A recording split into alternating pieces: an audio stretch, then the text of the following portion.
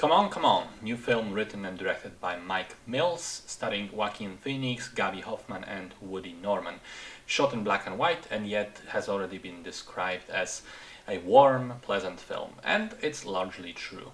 Phoenix plays Johnny, a radio journalist who travels across the US and interviews young people and kids in various cities, asking them for their perspective, for their predictions and expectations for the future, the stuff they dream about and the things they fear, and also things that they would like to change, either about themselves or about the world they live in.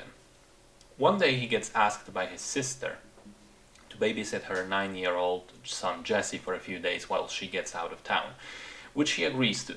Initially he stays in their house in LA for these couple of days, but then because the sister gets held up for a longer amount of time, Johnny, who already begun bonding with the boy, decides to take him along for the rest of his trip. What follows is them essentially hanging out and becoming good friends, and Johnny on the one hand mentoring Jesse and trying to be a good adult role model for him, but on the other struggling with some of the responsibilities and the everyday reality of taking care of a child. So I think it's a study of parenthood, told from a really interesting perspective of someone who is not a parent but suddenly gets thrust into that role. I loved all the phone conversations between Johnny and his sister where he's, for example, freaking out because he made a mistake or shouted at the kid, or that the kid is annoying him and he feels bad about the way, that makes him feel toward him, and she just continuously reassures him, no, that's normal, that's fine, that this is how it is for us parents, that's every day, all the time. And I think that the relationship between Johnny and Jesse feels incredibly real, largely because of the performances. Both leads are excellent. I mean, Phoenix we already know to be a fantastic actor, but the particularly impressive thing for me was learning that Woody Norman, who plays the boy, is actually British, and he's at such a young age he's able to put on an American accent in such a convincing way that I would never have thought he was making it up. But there's also the writing. Initially it seems like the relationship might be just a bit one-sided.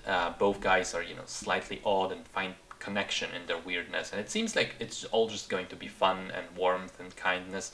But then all the other facets of this relationship are explored as well. Sometimes they fight, sometimes they annoy each other, sometimes they struggle to understand and to communicate with one another, and it goes both ways. Not only is Johnny trying to teach Jesse good things, but he also has to learn a lot from the boy, who turns out to be surprisingly perceptive. It feels very complete and true. I also want to say that the movie is quite adept at using the cinematic tools at its disposal for the sake of the narrative. The most obvious one is the black and white color scheme, which feels like an odd choice on the surface if you're jumping between different cities like Detroit, LA, New York, New Orleans. I feel it would have been much easier to keep the color in and differentiate between the different cities visually that way.